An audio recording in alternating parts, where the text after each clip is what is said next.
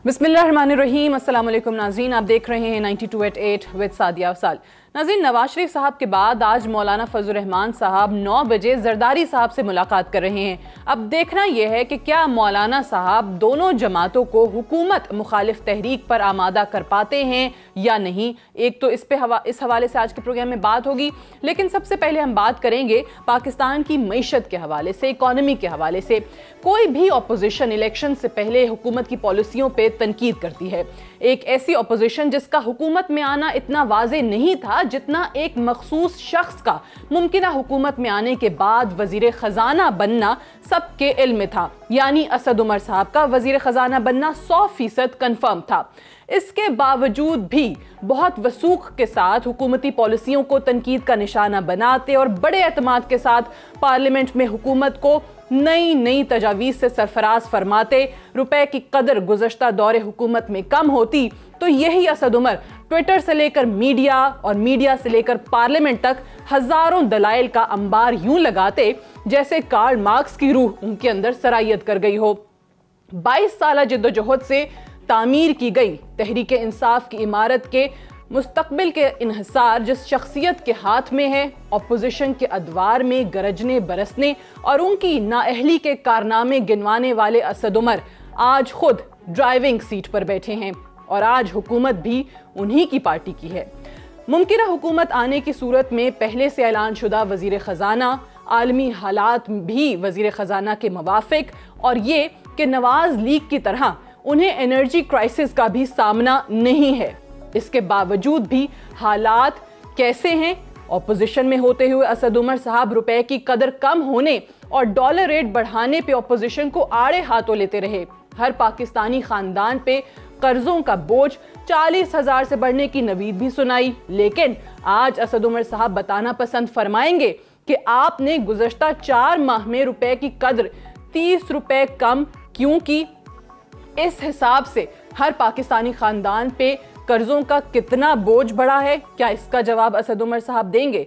Opposition को जापानी currency के मुकाबले में पाकिस्तानी रुपए की कदर का मवाजना करने वाले असद उमर साहब आज जब खुद मईशत की ड्राइविंग सीट पर विराजमान हैं और आज उन्हीं के जेर सरपरस्ती पाकिस्तानी रुपए के हिसाब से डॉलर 145 का है, जबकि यही $1 भारतीय रुपए के हिसाब से 70 का है। $1 बांग्लादेशी टके के हिसाब से 70 और $1 अफगानी करेंसी के हिसाब से 76 का है। जापान के साथ अपनी करेंसी का मवाजना करने वाले असद उमर साहब पाकिस्तानी रुपए अपने ही जेर सरपरस्ती अफगानिस्तान की करेंसी से भी नीचे ले गए हैं। सच है, तुम गलती पे हो कहना कितना आसान है और मैं गलती पे हूं कहना कितना मुश्किल।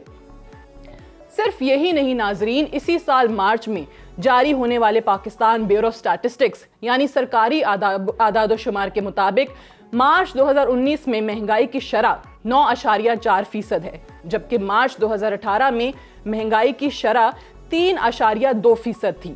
सरकारी आदाद शुमार के मुताबिक महंगाई 56 माह की बुलंद तरीन सतह पे है।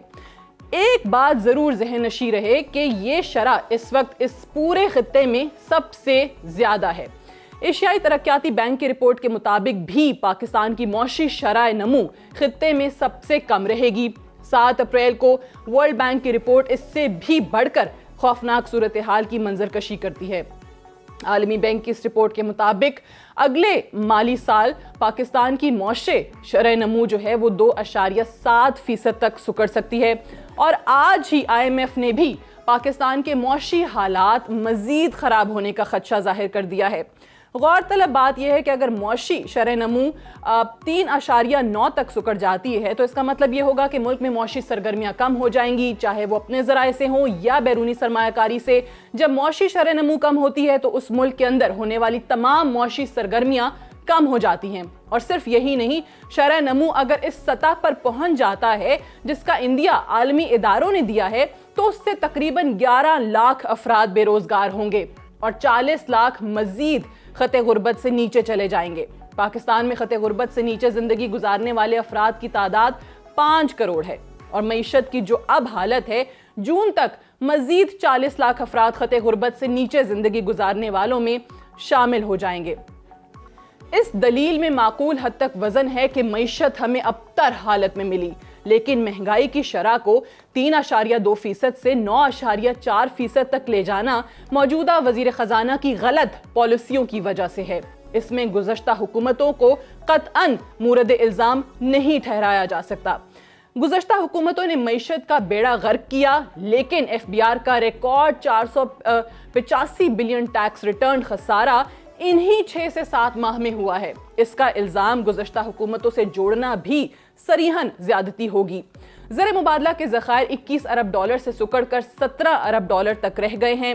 30,000 ارب روپے کا قرضہ 34,000 ارب تک پہنچ گیا ہے۔ 4,000 ارب قرضہ کس نے لیا؟ تمام ذمہ داریاں گزشتہ حکومتوں پہ ڈالنا اور خود بری الذمہ ہو جانا اچھا شیوا نہیں۔ جب ہم موجودہ وزیر خزانہ کے اس وقت کی تقاریر سنتے ہیں جب وہ معیشت کے حوالے سے ٹویٹر، میڈیا اور پارلیمنٹ میں دیا کرتے تھے، اور آج ان کے اپنے معاشی اقدامات کے عملی نتائج دیکھتے ہیں، تو سمجھ نہیں آتا کہ پہلے والے اسد عمر صاحب ٹھیک تھے یا آج والے اسد عمر صاحب۔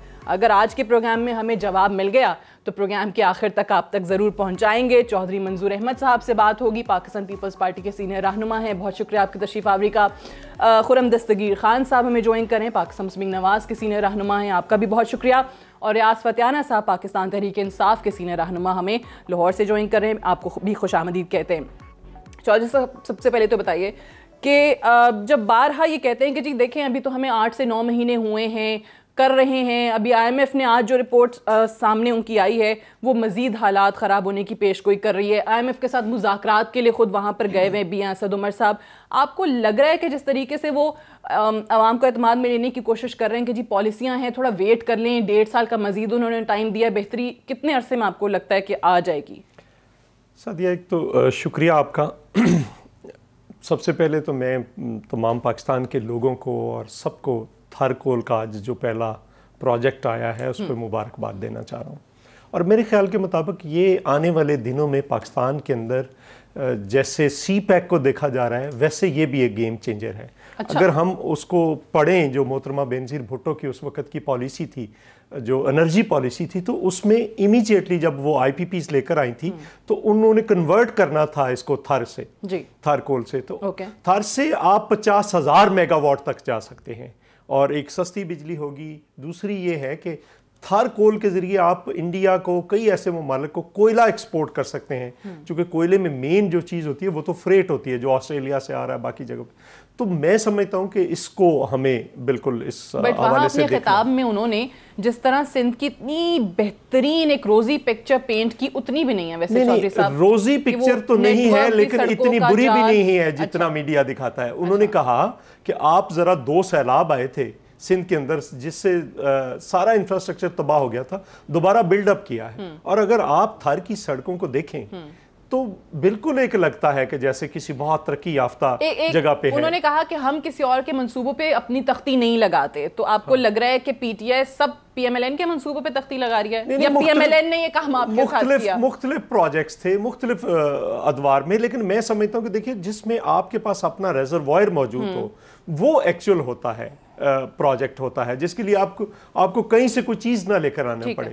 تو وہ جو تیل پہ ہم چلا رہے تھے، اتنی مہنگی بجلی پیدا کر رہے تھے، یہ ساری چیزیں کر رہے تھے، تو اس کے پیچھے میرے خیال آنے والے دنوں میں مزید اس میں آئیں گے۔ دوسری بات یہ ہے کہ دیکھیں المیہ ان کا کیا ہے، ان کا المیہ یہ ہے کہ یا نہ خود یہ کوئی چیز سمجھتے ہیں نہ کسی سے سننے کے لیے تیار ہیں۔ میرے بھائی ہیں ریاض فتیانہ صاحب، ہمارا ان کے ساتھ بڑا پرانا رشتہ ہے، یہ تو اب خیر نئے مشرف با عمران ہوئے ہیں۔ مشرف با عمران نہیں مطلب وہ ہوتا ہے نا، پی ٹی آئی نئی جوائن کی ہے، ایک نئی ٹرمینالوجی جو ہے نا وہ آج۔ اچھا تو مجھے یہ دیکھیں کہ یہ ہمیشہ ایک ایسی بات کریں گے جو بیلنس بات ہوگی، لیکن جو باتیں ہو رہی ہیں، جس طرح سے باتیں کر رہے ہیں، اس سے آپ اندازہ لگا سکتے ہیں کہ صرف ایک، مجھے کسی نے پوچھا کہ پی ٹی آئی کے دوست نے کہ کیا کریں، میں نے کہا صرف اپنی زبانیں بند کر لیں تو کام کرنا شروع کریں۔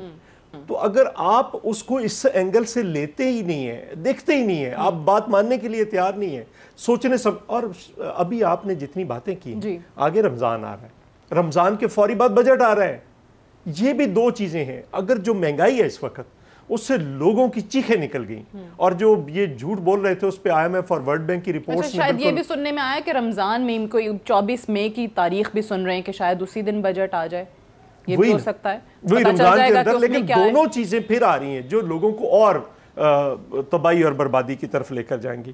سو اس لیے اس چیز کو دیکھنا پڑے گا, ان چیزوں کو دیکھنا پڑے گا کہ یہ کر کیا رہے ہیں.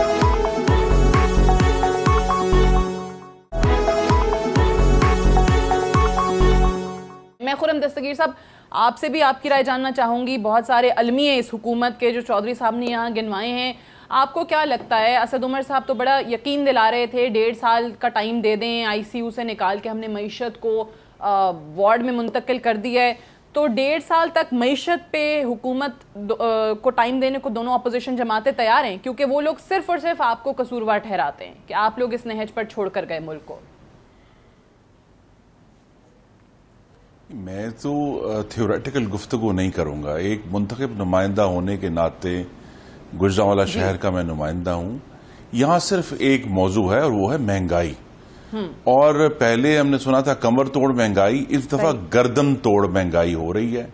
اور عوام بل بلاتے ہوئے خاص طور پہ جو اشیاء خورد و نوش, دوائیاں, اور جس طرح گیس اور بجلی کے ریٹ بڑھے ہیں, ہم ایک عجیب صورتحال میں دوچار ہیں. ہمارے پاس جو ہمارے بھائی اور بہنیں آتے ہیں, بزرگ آتے ہیں, وہ ہمیں وہ چوائسز کرنے پہ مجبور ہو گئے کہ ہم اپنے بچوں کی فیس دیں یا ہم اپنا گیس کا بل دیں, ہم اپنا کھانا پورا کریں یا میں اپنی بیٹی کو کالج بھجواؤں.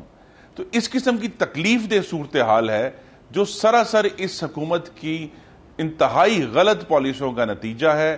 ہمیں بس یہ یاد رکھنا ہے کہ نیا پاکستان وہ لوگ بنا رہے ہیں جو پشاور کی میٹرو بھی بنا رہے ہیں, جو کہ ناقص منصوبہ بندی, جلد بازی, اوور بجٹ اور آندھی آنے کے اوپر ہم سب نے کل اس کی چھت کے ٹکڑے اڑتے ہوئے پشاور شہر میں دیکھے ہیں. تو یہی حالت معیشت کی ہے. اور انہوں نے 4 میجر غلطیاں کی ہیں جی اس دور میں. پہلا ان کا جو ڈیزاسٹر تھا وہ یہ تھا کہ IMF کے پاس یہ فوراً نہیں گئے, اور جو ان کی مجرمانہ بے عملی تھی IMF تک نہ جانے میں, اس کا نتیجہ یہ ہوا کہ ان کو نوکری کے بغیر چاکری کرنی پڑی, کہ جو کام IMF نے کہنے تھے وہ انہیں خود کرنے پڑے. کہ 125% گیس بڑھانی پڑی, 25% بجلی بڑھانی پڑی, روپی کو انہوں نے 20% ڈی ویلیو کیا, حالانکہ IMF کی یہ ڈیمانڈ نہیں تھی. انہوں نے جو ہے وہ انٹرسٹ ریٹ جو ہے وہ 6.5 سے اٹھا کے پہلے 10.25 کیا, اب وہ 11.25 کر دیا ہے. تو اصل میں تو ہم نے دیکھنا ہے کہ یہ جو ان کی پالیسی ڈیسیجن سے اس کے ریزلٹس کیا ہیں. ریزلٹ یہ آیا ہے کہ ان کا یہ خیال تھا کہ ایکسپورٹس بڑھیں گی. ایکسپورٹس ابھی مارچ ختم ہوا, اس کے نمبرز آنے والے ہیں, 1% سے بھی کم بڑھی ہیں اس مالی سال میں. تو وہاں تو کمپلیٹ ڈیزاسٹر ہو گیا اس حوالے سے. دوسرا یہ ہے کہ ہم یہ بھی یاد رکھیں کہ اس حکومت کو یہ کہنا کہ یہ وقت نہیں ملا, انہوں نے جن کی جتنی محدود سوچ تھی, چوہے صاحب نے تو بڑی کھل کر ایک وہ مثال دے دی کہ دماغوں کا سائز کیا ہے, لیکن انہوں نے 2 منی بجٹ یہ لے کر آئے ستمبر میں اور جنوری میں, اور یہ دونوں بجٹ جو ہیں وہ منہ کے بل گرے ہیں زمین کے اوپر آ کے, کیونکہ ہر جگہ سے گروتھ ریٹ وہ ہو گیا ہے جو مہنگائی کا ریٹ ہونا چاہیے تھا. کہ مہنگائی کم, آپ نے خود درست کہا کہ 3.9% مہنگائی تھی, اب اگر 9.4% ہے تو حکومت کو ذمہ داری یہ اٹھانی پڑے گی. دوسری بات کہ گروتھ ریٹ جو ہے وہ گھٹ کے آدھے سے بھی کم رہ گیا, اور آپ نے درست کہا کہ ورلڈ بینک نے تو کہا ہے کہ اگلے سال 2.7 ہے. تو ہم جو ہیں اصل ایشو یہ ہے کہ ملک میں روزگار نیا پیدا نہیں ہوگا. جس قسم کے انہوں نے ترقیاتی اخراجات کٹ کیے ہیں صوبوں میں اور وفاق میں, تو جو لوگ جن کے پاس روزگار تھا وہ بے روزگار ہو رہے ہیں, اور نوجوانوں کے لیے کوئی امید نہیں ہے. جو جتنی بھی رپورٹس معیشت کے حوالے سے ہیں, چلیں آپ ایشین ڈیولپمنٹ بینک کی دیکھ لیں, IMF کی دیکھ لیں, ورلڈ بینک کی دیکھ لیں, یہاں اپنے اداروں کی دیکھ لیں. سٹیٹسٹکس بیورو جو کہتا ہے, فتیانہ صاحب, جو اسٹیٹ بینک کی رپورٹ ہے, بہت الارمنگ سچویشن بیان کرتے ہیں, لیکن پھر بھی آپ عوام کو جو ہیں وہ ہوپ دے رہے ہیں یا جو بھی کر رہے ہیں. چلیں امید بھی اچھی بات ہے, لیکن نظر آتے چیزیں ہونی بھی چاہیے. مطلب میں صرف یہ جاننا چاہ رہی ہوں فتیانہ صاحب کہ وہ تمام چیزیں جن کو آپ بہت گناہ سمجھتے تھے, بہت غلط کہتے تھے, وزیراعظم ہاؤس استعمال کرنے سے, سرکاری ہیلی کاپٹر استعمال کرنے سے لے کر IMF کے پاس جانے تک, وہ تمام چیزیں تو سر آپ کو کرنی پڑ رہی ہیں. تو اتنے بلند و بانگ دعوے کیے کیوں جب آپ کو پتا تھا کہ یہ ملک کی حالت ایسی ہے جو آپ کوٹ کرتے ہیں؟ سعدیہ افضال صاحبہ، گزارش یہ ہے کہ چوہدری منظور صاحب ہمارے بھائی ہیں، ان کی ہماری سوچ میں قدر مشترک یہی ہے کہ ہم دونوں ترقی پسند سوچ رکھتے ہیں. گزارش یہ ہے کہ یہ ہم سب کے منظور نظر ہیں. اور جو خرم دستگیر صاحب ہیں ماشاءاللہ، خرم دستگیر صاحب کی سوچ ترقی پسند گزارش یہ ہے کہ ان کو بھی کہہ دیں. نہیں، وہ تو نہیں، وہ مسلم لیگ نون کی ویسے سوچ وہ کنزرویٹو سوچ ہے، وہ تو آپ کو پتہ ہے نا، اسٹیٹس کو کے حمایتی ہیں، اسٹیریو، تو ان کو ہم تو ترقی پسند سوچ رکھنے والے، ہم تو عوام کے لوگ ہیں. یہاں تو آپ کو پتہ ہے بوجھوا پرولتاری طبقے کی لڑائی ہے پاکستان میں. تو گزارش یہ ہے کہ قصور کا فرودہ ہو یا گجرانوالہ کے ڈھابے اور کھابے ہوں، انہیں کیا پتہ مہنگائی عوام تک پہنچی ہے کہ نہیں پہنچی ہے. ہم جانتے ہیں جو متوسط اور غریب طبقہ کی نمائندگی کرتے ہیں یہاں پہ، اور ہم سمجھتے ہیں کہ اس وقت جو دیکھیں پاکستان کی جو آبادی ہے یہ تقریباً 67% دیہات میں رہتی ہے. نہیں، میں تو آپ کو پرولتاری طبقے کی نمائندگی کے لیے کہتا ہوں، آپ تو ہمارے بھائی ہیں. اچھا، گزارش یہ ہے جی بتائیے. پاکستان کی آبادی کا 67% جو ہے نا، پاکستان کی آبادی وہ دیہات میں رہتی ہے. پہلی مرتبہ دیہات میں خوشحالی کی لہر آئی ہے. اب دیکھیں مونجی چاول کی فصل 900 کی بجائے 2500 روپے من بکی ہے. اب دیکھیں کماد کی فصل 110 کی بجائے 180 190 روپے کے من کے حساب سے بکی ہے. اب دیکھیں کہ گندم کی فصل کے لیے اب لوگوں کو دھکے نہیں پڑ رہے، عزت کے ساتھ باردانہ مل رہا ہے اور اچھی قیمت ملے گی. اس سے کیا ہوا کہ پاکستان کے ٹوٹل مزدوروں کا 45% دیہات میں رہتا ہے. پاکستان کی آبادی کا 67% دیہات میں رہتا ہے. جب اس میں خوشحالی آئے گی اس کے اثرات شہروں پر بھی ہوں گے. ظاہر ہے وہ شہر میں آ کے خریداری کریں گے، اس سے ایک اکانومی کا سرکل جو بند پڑا ہوا تھا چلنا شروع ہوا ہے. دوسرا یہ کہ آپ دیکھیں کہ فارن انویسٹمنٹ پاکستان کی حکومت پہ اعتماد کرتے ہوئے بڑھی ہے. ایکسپورٹ میں اضافہ ہوا ہے، امپورٹ میں کمی ہوئی ہے. یہاں پہ ٹیکسٹائل کے لیے بہت بڑا پیکیج دیا گیا ہے، جسے ہماری ایکسپورٹس اور ٹیکسٹائل انڈسٹری جو بند ہو گئی تھی فیصل آباد، بالکل انڈسٹری بند ہونا، 5000 چھوٹے بڑے یونٹ فیصل آباد گر گئی ہے، پھر بھی اس طرح ایکسپورٹس نہیں بڑھی جس کا امکان تھا. اور سر مجھے یہ بھی بتا دیں کہ جب ان کی پی ایم ایل این کی حکومت تھی، اصل میں حکومتوں کو کرٹیسزم اس لیے لگتا ہے کہ جب ان کے فیصلوں پر تنقید کی جا رہی ہوتی ہے، یہی سوال ہم پی ایم ایل این سے کرتے تھے، یہی سوال میں یہاں بیٹھ کے آپ سے کر رہی ہوں. اس وقت بھی مال روڈ پہ لاہور میں ہمیں ٹیچرز، نرسز، ابھی دیکھ لیجئے جو احتجاج ہوا تھا وہ فیصل آباد سے ٹیکسٹائل والے، پاور لومز والے، وہ بند ہونے پہ احتجاج کر رہے ہیں. گیس کی قیمتوں کے خلاف احتجاج بھی ہوا ہے وہاں پہ. وہاں جو کاشتکار ہے، مزدور ہے، وہ احتجاج کر رہا ہوتا تھا تو ہم پی ایم ایل این سے سوال کر رہے ہوتے تھے. تو آج کون سے حالات بدل گئے؟ آج بھی وہ احتجاج آپ کو لاہور کی مال روڈ پہ نظر آتا ہے؟ اسی طریقے سے لوگ نکل رہے ہیں. دیکھیں گزارش یہ ہے کہ پہلے گیس کی قیمتوں کا فائدہ صرف صنعت کاروں کو ہوتا تھا، اس کا خمیازہ اور قیمت غریب عوام کو ادا کرنی پڑتی تھی. موجودہ حکومت نے پہلی مرتبہ صنعت کاروں کے لیے گیس کی قیمت میں اضافہ کیا ہے. جو لوگ آپ کو سڑکوں پر نظر آ رہے تھے دراصل ان مل مالکان کے مزدور تھے جنہیں ان کی بسوں میں لاد کے وہاں کھڑا کیا گیا. انہیں کہا گیا آج اپنے مل نہیں چلانی، آج اپنے پاور لوم نہیں چلانی، بلکہ آج اپنے احتجاج کرنا ہے حکومت کے خلاف کھڑے ہو کر. تو ان کو وہی ان کو معاوضہ ملا. اس میں بنیادی طور پر مزدور سڑک پر نہیں آیا، مل مالک کے نمائندے سڑکوں پر آئے تھے. تو ہم یہی تو چاہ رہے ہیں کہ بیلنس نہیں. گزارش یہ کہ ایسی میری گزارش سنیں نا، اس وقت اور بہت سارے عوامل تھے. اس وقت مہنگائی حقیقی معنوں میں تھی. میں سمجھتا ہوں تھوڑی بہت مہنگائی ہوئی ہے. اس کی وجہ کیا ہے کہ اس کی میں عرض کرتا ہوں، ایک تو ڈالر کی قیمت میں کمی ہوئی ہے. ڈالر کی اس لیے کم ہوئی ہے کہ پہلے معیشت بالکل کھوکھلا کر کے چھوڑ گئے تھے. آپ کو یاد ہوگا انہی کے دور میں جب ان کی مسلم لیگ نون کی حکومت تھی تو بلوچستان کے ایک سیکٹری خزانہ کے گھر سے اربوں روپیہ نکلا تھا. یہ تو حالت تھی خزانے کی. جس طرح یہ ایک بہت بڑا سکینڈل اس دور میں آیا، آپ کو سامنے ٹی وی پہ ٹھیک ہے سر، میں اب کیا اس پہ کہوں. آپ نے گیس کا کہا کہ صرف بڑے صنعت کاروں کے لیے قیمت بڑھی. جس کا گھر کا بل 4000 آتا تھا گیس کا، اس کا 30000 آنے لگ گیا. دوائی جو 200 کی ملتی تھی وہ 600 پہ چلی گئی. آپ کہہ رہے مہنگائی تھوڑی بہت ہوئی ہے، 3.2 سے اٹھ کے مہنگائی جو ہے وہ 9.4 پہ چلی گئی. بٹ آپ کو اگر لگتا ہے کم ہے تو پھر میں کچھ نہیں کہتی. بریک لیتے ہیں، بریک سے واپس آتے ہیں، ڈسکشن کو یہیں سے آگے بڑھائیں گے. Stay tuned.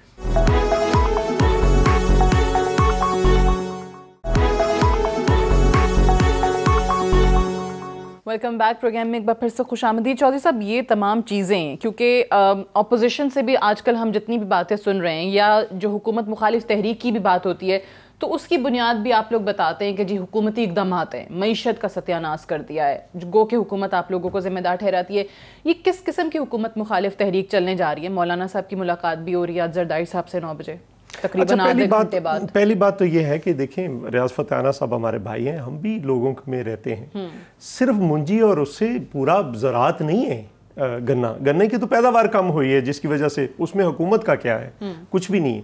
لیکن اگر آلو کو دیکھیں, ہمارا علاقہ جو ہے یہاں سے آپ قصور سے شروع کر لیں تو آپ اوکاڑا, سائیوال آگے تک چلے جائیں تو بالکل ایسی حالت ہے کہ لوگ بالکل برباد ہو گئے ہیں. سبزیاں, باقی چھوٹی فصلیں, اور کسان کا کھاد کی قیمت میں اضافہ ہو گیا, تیل میں, بجلی میں, ہر چیز میں تو اضافہ ہو گیا.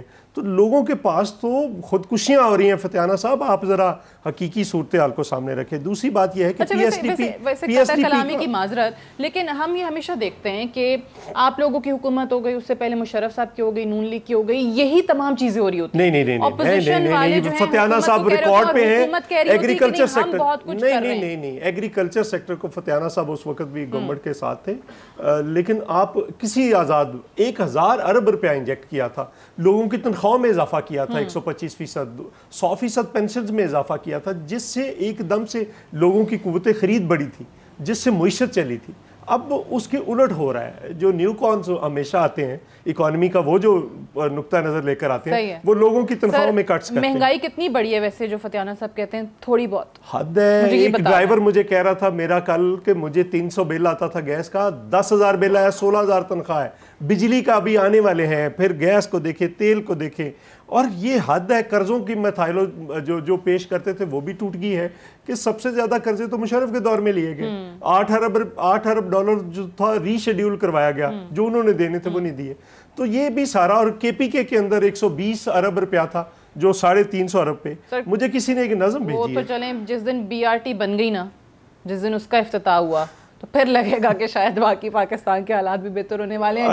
میں ایک نظم پڑھ دوں. مجھے کو محمد علی نقوی صاحب ہیں. یہ نیا پاکستان ہے, یہ نیا پاکستان ہے. مہنگائی کا طوفان ہے, قوم پریشان ہے, یہ نیا پاکستان ہے, یہ نیا پاکستان ہے. پانی بجلی گیس کا بحران ہے, توڑی میری دکان اور توڑا میرا مکان ہے, یہ نیا پاکستان ہے, یہ نیا پاکستان ہے. میرے مرنے کا امکان ہے اور تو بڑا انجان ہے, یہ نیا پاکستان ہے, یہ نیا پاکستان ہے. تیرے لیے قانون نہیں یہ جو ریگولرائزیشن ہوئی ہے بنی گالا کی, اور میرا ہی چلان ہے, یہ نیا پاکستان ہے, یہ نیا پاکستان ہے. عوام بھی حیران ہے, تو کیسا حکمران ہے, یہ نیا پاکستان ہے, یہ نیا پاکستان ہے. اور ایک دیکھو اب ان کی حالت کیا ہے, یہ مکمل طور پر ناکام ہو گئے. یہ سونامی سے ناکامی تو ہو چکی ہے, اب ناکامی سے بدنامی کی طرف گامزن ہے, اور پھر آگے گمنامی میں چلے جائیں گے. آپ کس کو صحرا دیتے ہیں اس ناکامی کا, اور یہ جو ناکامی سے بدنامی تک کا سفر آپ دیکھ رہے ہیں؟ یہ پوری ٹیم ہے. دیکھیں نا, آپ نے منصوبہ بندی نہیں تھی. سادیہ, آپ نے اپنے انٹرو میں کہا تھا 2 بندوں کو پتا تھا انہوں نے کیا کرنا ہے اگر پی ٹی آئی کی حکومت آتی ہے. ایک عمران خان کو پتا تھا اور ایک اسد عمر کو پتا تھا. اور جو فیلیور ہے, آپ ضد میں بیٹھے IMF کے پاس نہیں جانا, اب بھی نہ جاؤ. ویسے تو میں کہہ رہا ہوں کہ فتح صاحب اس کو فون کریں. عمران خان صاحب بڑے ضدی آدمی ہیں, انہوں نے ایک بات کہی ہوئی ہے, روکیں اب بھی IMF میں جانے سے, تو کہیں ایسا نہ ہو وہ پوری کر دیں, وہ خودکشی والا کام اور برے حالات ہو جائیں. نہیں, وہ خودکشی تو حرام ہے, کوئی نہیں چاہے گا کہ وہ کوئی بھی کرے. وہ انہوں نے خود ہی کہا تھا, لیکن وہ روکیں, بڑے ضدی آدمی ہے, کہیں ایسا نہ ہو کہ کوئی اور خرابی. خرم دستگیر خان صاحب, جس طریقے سے انہوں نے اوبویسلی بات کی ڈرائیور کا, یہ آپ کو اتنے لوگ روزانہ زندگی میں اتنی ملاقات لوگوں سے ہوتی ہے, جس طرح 15,000 لیٹ سے کسی کی سیلری ہے, تو اس 15,000 کی تنخواہ میں سے گھر کا کرایہ, بجلی, گیس, بچوں کی فیسیں, دوائی, 100 خرچے وہ پورے نہیں کر سکتا. یہی رونا ابھی پھر سے ہم سن رہے ہیں. آپ کس طریقے سے, کیونکہ اپوزیشن وہ کہتے ہیں نا کہ حکومت سے کام کروانا بھی اس کی ذمہ داری ہوتی ہے, اگر حکومت آپ جس طرح کہہ رہے ہیں کہ بالکل نااہل اور نکمی نکلی ہے, تو کیا کرنے جا رہے ہیں کہ حکومت واقعی میں وہ جو جن چیزوں کو پن پوائنٹ آپ کر رہے تھے یا یہاں چودھری منظور صاحب بیٹھ کے آئیڈینٹیفائی کر رہے ہیں, اس پر کام کریں؟ خاموشی توڑیں گے کیسے؟ جی عوام کو ریلیف دینے کے اور بھی طریقے ہیں نا جی. ایک تو طریقہ یہ ہے جس طرح مسلم لیگ نون نے اختیار کیا کہ جہاں ہیلتھ سیکٹر میں ہسپتالوں میں دوائیاں مفت کر دیں, ہم نے ٹیسٹ مفت کر دیے, لوگوں کو زیادہ سہولت دی ہسپتالوں میں. اب یہ ہے کہ لوگوں جو عوام ہے بشمول میرے جو ووٹر ہیں گجرانوالہ میں, ان کو تو ڈبل ہٹ پڑی نا, کہ ایک تو دوائیاں مفت ملنا بند ہو گئیں, دوسرا دوائیاں 200 سے 400% مہنگی ہو گئیں.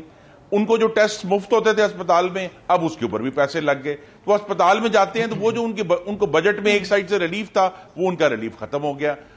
پنجاب میں بجائے یہ کہ وہ شہروں کی, قصبوں کی, گاؤں کی زیادہ ترقی کرتے, میری تو ان کو ایڈوائس ہے کہ وہ جو نئی گاڑیاں خرید رہے ہیں وہ بند کر کے مفت دوائیاں دے دیں, چاہے ایک ڈسٹرکٹ اسپتال میں دے دیں, کہیں نہ کہیں عوام کو ریلیف ضرور دیں. اور وہ جو 10-10 کروڑ کا وعدہ فرمایا ہے ہر ایم پی او کو دیں گے, وہ بھی بند کر کے کسی اور ڈسٹرکٹ میں, کسی کم ترقی والے ڈسٹرکٹ میں وہاں مفت دوائیاں دے دیں. عوام بل بلا رہے ہیں کیونکہ کہیں سے بھی ریلیف نہیں آ رہا نا جی. بجلی کا بل آ رہا ہے وہ بھی ایک گردن توڑ ہے, گیس کا بل آ رہا ہے وہ بھی گردن توڑ ہے, دوائیاں لینے جاتے ہیں وہ بھی گردن توڑ ہے, ٹماٹر اور پیاز لینے جاتے ہیں وہ بھی گردن توڑ ہے. تو یہ جب چاروں طرف سے ان کو ہٹ پڑے گی تو یہی ایک اپوزیشن کی جو فیوچر اسٹریٹجی ہے اس کی بنیاد یہی بنے گی کہ عوام کو یہ جو ایک مستقل تکلیف ہے اس سے نجات دلائی جائے. کیونکہ دوسری طرف عمران خان صاحب جو ہیں, آپ نے اس کا ذکر نہیں کیا لیکن میں ضرور کرنا چاہتا ہوں کہ انہوں نے بین الاقوامی میڈیا کو کل عجیب و غریب انٹرویوز دیے ہیں کہ جی میں پڑھ کے سنا دوں. انہوں نے کہا جی we will not allow armed militias to operate any more, the Pakistan army created them. کیا یہ ڈان لیگ سے بڑا جو ہے نیشنل سیکیورٹی بحران نہیں ہے؟ پھر یہ بھی فرمایا انہوں نے کہ میں اس پر بھی بطور سابق وزیر دفاع میں حیران ہوں, انہوں نے فرما دیا کہ جی اگر بی جے پی گورنمنٹ آئے گی تو اس سے بہتر کشمیر پر بات ہو سکتی ہے. جب الیکشن, کل سے الیکشن شروع ہو رہے ہیں ہندوستان میں, پاکستان کی وزیراعظم کو یہ کہنے کی کیا ضرورت ہے کہ ایک پارٹی جیتے گی تو یہ بہتر ہوگا؟ اور پھر انہوں نے شاید وہ جس طرح ابھی چوہے صاحب نے فرمایا کہ انہیں پتہ نہیں چلتا کہ کب روپے کی قیمت 10 روپے گر گئی اور پھر 15 روپے گر گئی, تو انہوں نے فرما دیا کہ جی اس موجودہ ہندوستانی حکومت سے پہلے تو ہندوستان کے مسلمان بڑے خوش تھے. تو دیکھیے نا, کہیں بھی جب پاکستان کے جو ہے نیشنل سیکیورٹی ایشوز کی بات ہوتی ہے, پاکستان کی اکانومی کی بات ہوتی ہے, جب بھی ان پہ کرٹیسائز کیا ہے, ان کی آگے صرف ایک جواب ہے کہ جی آپ ڈاکو اور چور تھے, لہٰذا ہم جو ہیں وہ اکانومی کا بھی بیڑا غرق کریں.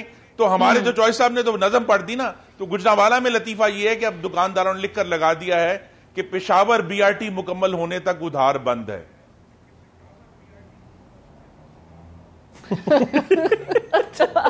فتیانہ صاحب بی آر ٹی مکمل کرا دیں, جو لوگ ادھار لے کے گزارا کر سکتے تھے وہ بھی مشکل میں پڑ گئے اب تو گجرانوالہ میں.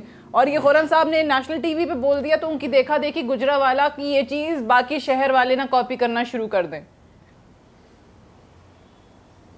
گزارش یہ ہے سعدیہ افضال صاحبہ کہ خرم دستگیر صاحب ماشاءاللہ ہمارے برخوردار ہیں, بھائی ہیں, دوست ہیں, لیکن انہیں چاہیے کہ اس وقت کا خیال کریں جب اس ملک میں ملک کی سالمیت کے خلاف باتیں کی جا رہی تھیں, جب ڈان لیگز کا واقعہ ہوا, جب مودی سرکار کی مدح سرائی یہاں کی جا رہی تھی, جب کشمیر کا مسئلہ اقوام متحدہ میں نہیں اٹھایا گیا, جب 5 میں سے 4 سال وزیر خارجہ پاکستان میں نہ رہا, اجازت دیں اگر فتیانہ صاحب اپنے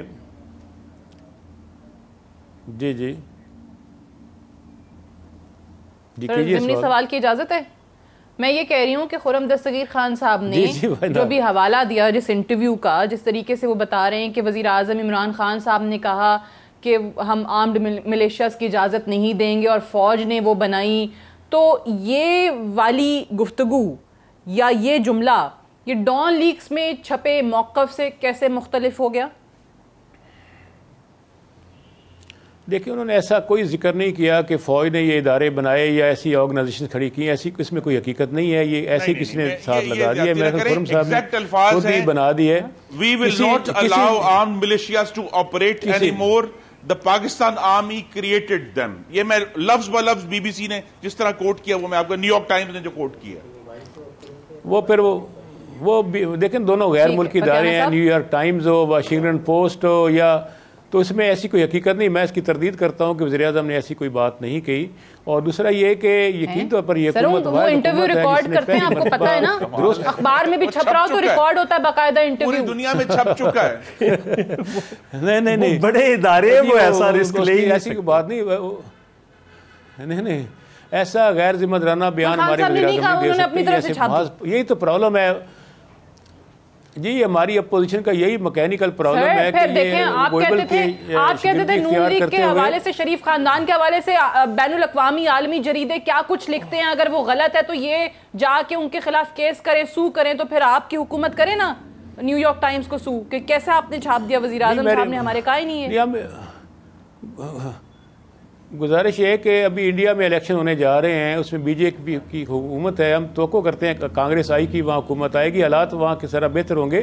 یہ سارا ماحول جو بنایا گیا ہے وہ انڈین الیکشن کی وجہ سے تھا، پاکستان نے پہلی دفعہ پاکستان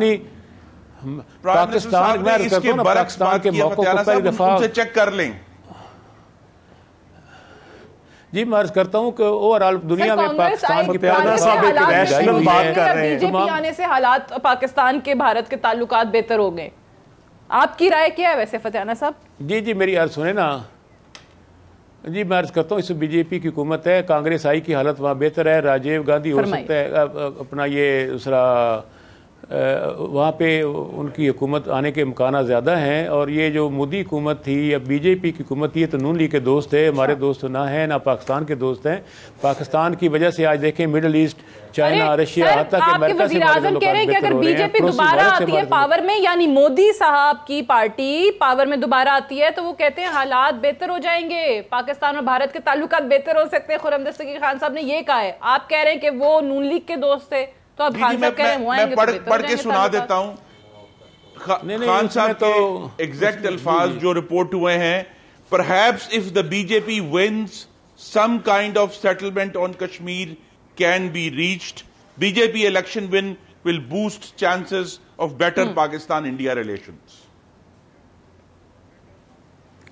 سر دیکھیں اس کا مطلب یہ کہ وہ کہتے ہیں بی جے پی سے ہوپفل ہے کہ بی جے پی دوبارہ آئی، مودی صاحب جو ہیں نریندر مودی، ان کی جماعت کی بات کی آپ کے وزیر اعظم نے، آپ الٹ کہہ رہے ہیں۔ نہیں میری گزارش سنیں نا، راہل گاندھی آئیں یا مودی صاحب آئیں، جو بھی آئیں، انڈیا کی پالیسی تقریباً ملتی جلتی وہی رہتی ہے۔ حکومتیں بدلنے سے ریاستوں کی پالیسیاں نہیں بدلتی، جیسے پاکستان میں حکومتیں بدلی ہیں، اوورآل صورتحال سیم رہتی ہے۔ امریکہ کی مثال لے لیں، انڈیا کی مثال لے لیں، جہاں بھی ہو، تو ہمیں اس سے کیا سروکار، ہمیں اپنے آپ کو مضبوط کرنا ہے۔ پاکستان میں آج پہلے سے زیادہ یونٹی ہے، پاکستان کا دفاع پہلے سے مضبوط ہے، پاکستان میں عوام کا اعتماد اداروں پہ بحال ہوا ہے۔ پاکستان آنے جانے سے بٹ وزیر اعظم صاحب نے کیوں کہہ دیا؟ اور ہم تو کہتے ہیں کہ بھئی جو ان کے عوام منتخب کریں جس جماعت کو، ایک دیکھو نا یہاں پہ بہت احتیاط کی ضرورت ہے۔ آپ پاکستان کے اندر اپوزیشن کو گالیاں دیں، جو مرضی کہہ دیں، آپ انٹرنیشنلی ایسی باتیں سوچ سمجھ کر کیا کرتے ہیں۔ پہلے آپ نے افغانستان پہ بیان دے دیا کہ ان کے وہاں پہ ہوگی، تو وہاں پہ وہ شور آیا کہ آپ ہمارے کون ہوتے ہیں، ہمارے اندرونی معاملات میں اب کل الیکشن ہونے جا رہا ہے، آج آپ انٹرویو دے رہے ہیں کہ اگر بی جے پی آپ کو کیا ہے جی، آپ لوگ جو ہیں وہاں پہ وہ دیکھیں گے کہ یہ کیا ہو رہا ہے، یہ کیوں کر رہے ہیں، اور وہاں پہ آپ کو پھر پیچھے ہٹنا پڑا، اور پھر آپ نے کہا کہ نہیں، میں نے کہا ہے کہ آپ ایک امپارشل انٹرم سیٹ اپ لے کر آؤ۔ بھئی 2 انٹرم سیٹ اپ نے پاکستان میں الیکشن کروائے، پہلے کو پی ٹی آئی نے نہیں مانا، ہمارا بھی اعتراض تھا، اب اس سیٹ اپ کو کوئی بھی نہیں مان رہی سوائے پی ٹی آئی کے، تو کون سا امپارشل سیٹ اپ سے لوگ کہتے ہیں کہ فیئر اینڈ فری الیکشنز ہوں گے، جو آپ نے افغانستان کو مشورہ دے دیا۔ اب الیکشن کل ہونے جا رہے ہیں، آپ یہاں پہ اتنی غیر ذمہ دارانہ باتیں کر رہے ہیں۔ صحیح ہے، اور وہی وہ جس کو نواز شریف صاحب کا یار بھی کہتے ہیں، یار کہتے تھے، آج آپ اس کو کہتے ہیں، اور دنیا تنگ ہے اس سے، دنیا تنگ ہے اس سے۔ میں ایک بریک لے لوں، بریک سے واپس آتے ہیں، ڈسکشن کو یہیں سے آگے بڑھائیں گے، اسٹے ٹیونڈ۔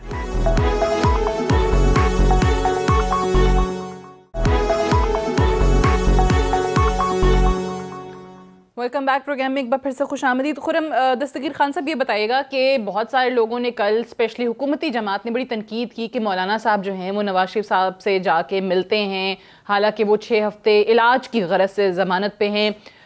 یہ جو سیاسی ملاقاتیں ہو رہی ہیں، زرداری صاحب سے بھی ملنے جا رہے ہیں، کیا مولانا صاحب جو چاہ رہے ہیں کہ پیپلز پارٹی بھی اور پی ایم ایل این بھی ان کے ساتھ سڑکوں پہ نکلے، حکومت کے خلاف ایک تحریک چلائے؟ زرداری صاحب نے لاڑکانہ میں کہا بھی تھا کہ جی تیاری پکڑ لیں، ہم آئیں گے، ان کی حکومت گرا کے اسلام آباد سے واپس جائیں گے۔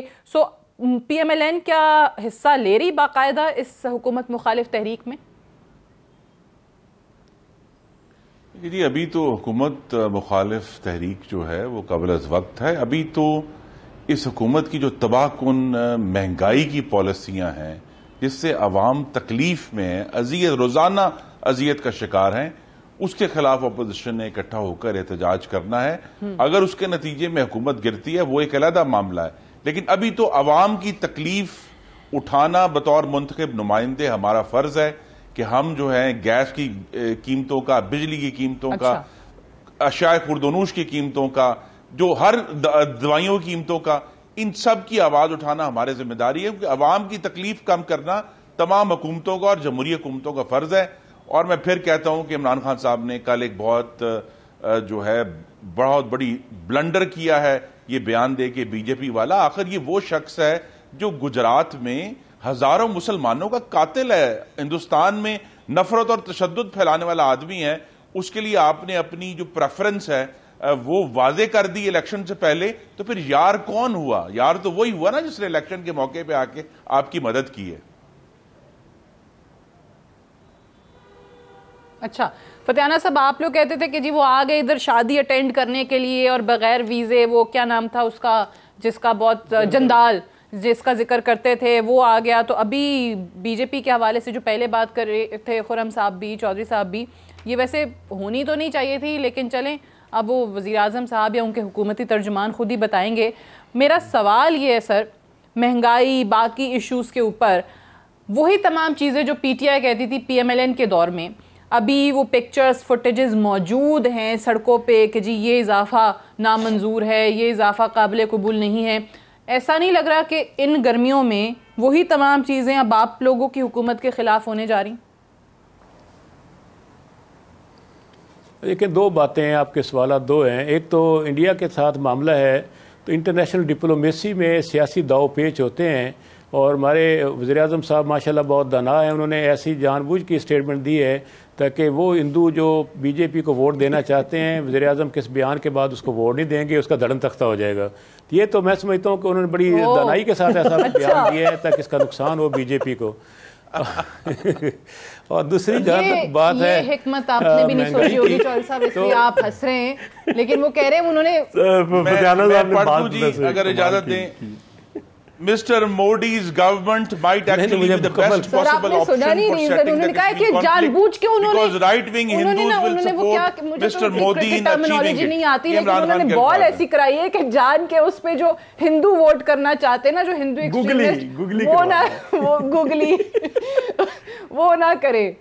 اچھا ویسے میں سعدیہ ایک فکرہ کہنا چاہتا ہوں, آپ اس پوری جو پی ٹی آئی کی حکومت ہے نا اس کو بی آر ٹی سے آپ لے لیں, جو اسد عمر صاحب نے کہا تھا 8 ارب میں بنے گی, اور جس طرح سے بن رہی بن پھر بھی نہیں رہی, اور اسٹیشن جو بنا رہے اس کو اگر آپ اس پوری حکومت سے کمپیئر کریں تو اس کا آپ موازنہ کریں تو آپ کو بالکل نظر آئے گا کہ یہ حکومت ایک بڑے لیول کی بی آر ٹی. سر وہ میں فتیانہ صاحب سے بات مکمل سن لیں, وہ بتا رہے تھے کہ اس کے پیچھے حکمت کیا ہے. فتیانہ صاحب پلیز. وہ تو انہوں نے بتا دی, کوئی اور دوسری بات کریں. اچھا دوسری میں نے بات کرتا ہوں کہ ہمارے نیچرل ریسورسز جو ہیں خاص طور پر بہت ہمارے لیے اثاثہ ہیں, اور وہ تیزی سے کم ہو رہے تھے. گیس میں کمی, جس طریقے سے ہم بے دردی سے گیس استعمال کر رہے تھے, اگر اس کی قیمتوں میں اضافہ نہ ہوتا تو اگلے چند سالوں میں گیس ملک سے ختم ہو جاتی.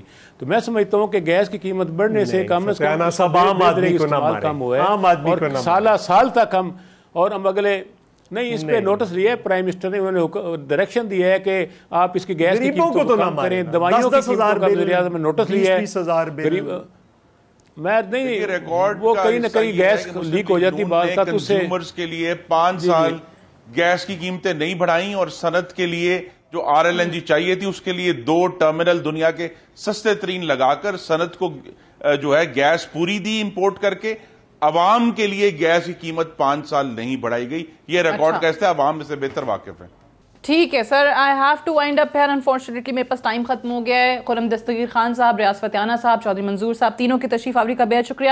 That's all for tonight. I will see you tomorrow انشاءاللہ. اجازت دیجیے, خدا حافظ.